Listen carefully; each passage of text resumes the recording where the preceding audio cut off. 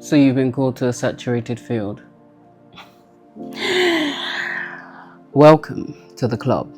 I remember when God told me that I was going to become an actor, that He wanted me to become an actor. Yeah, you can imagine that I shut that sound up and convinced myself that it was never God. And I knew a lot of people that were in the industry over there. At that time I was still in London. I was living in London. I had a job. I was working as a support worker. I was dealing with people with challenging behaviors, working with all sorts of people. I studied social work in university, so it falls under that line of work, that category. And the people that I knew that were in this industry already, they were really struggling. And over there, the system of acting is quite gruesome. It's very strict. It is very systematic. Like you can't break the system. You must pay the price. And except by a miraculous miracle. You have agents. You would have gone to university to study this, theater and arts, television, all of these things. And these people, they've really paid the price, but yet they were still scraping the bottom of the barrel. So who am I to think that I can just show up and become successful in this field that they've been tussling at for God knows how many years or decades? So one day I was on the train, and it was a long silent journey, and I was just miserable. I wasn't happy. I was not feeling fulfilled. And I revisited that instruction from God, and I queried Him. I beckoned on Him, and I asked Him to give me one reason why I should pursue acting. And I didn't expect an answer so clear and so fast. He said to me, "My grace and my favor. Do you think that if I sent you for an audition and Angelina Jolie was auditioning for the same role as you, she would get it over you?" Yeah.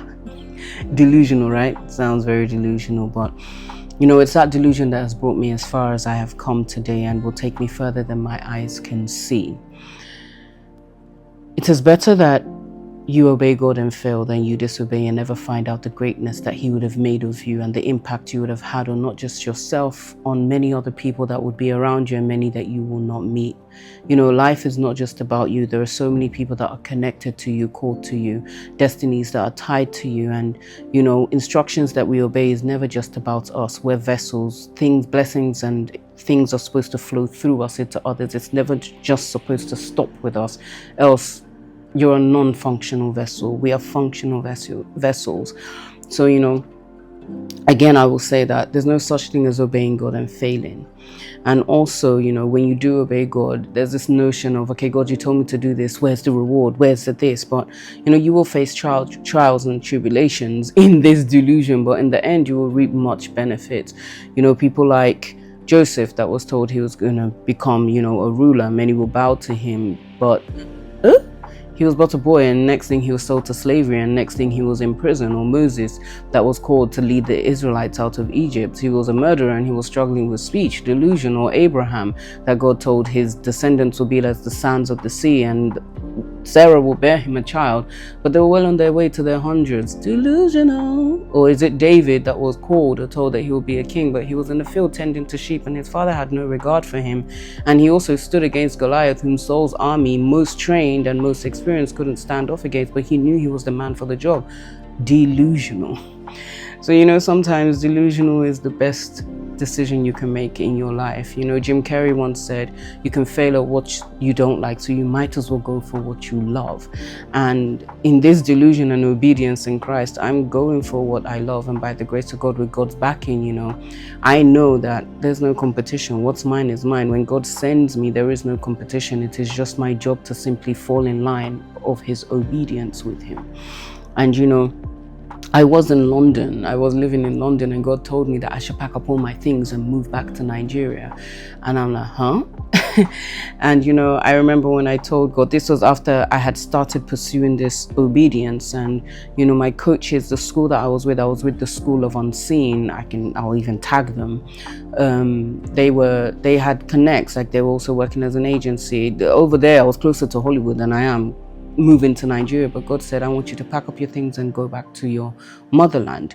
And clearly this is very important to God. This is another discussion for another time, but I obeyed, trusting God. And sometimes God's instructions always sound so like, what are you saying? It's not adding up. But when God starts piecing the puzzles together, you will see what he was doing, that he didn't just start working on a thing from when he gave you the instruction. He was already working on the thing from long before you could even conceive it, long before you were even born. He said, before you were formed, I knew you. So God has been working this plan out long before you had the ability to think for yourself. So I would beckon on you that you join me in this delusion. And if God has instructed you to do something and you're convincing yourself out of it with logical and sound discouragement, shut that mouth and make God's voice louder in your ears, in your mind, in your heart, and follow what he has told you to do. And in the end, if you do not faint, you will definitely reap by the grace of God. I know it's not easy, but it's going to be worth it. Don't be afraid of the crowd. Don't be afraid of those that went ahead of you. God makes the difference. You know, I don't know what makes the difference for you, but God makes the difference for me. And I make sure that anywhere I go, he sent me. Not that I'm going because I'm trying to look good, or I'm trying to do this, or I'm trying to be along with the trend or whatever. No, I just always want to make sure, is God pleased with me?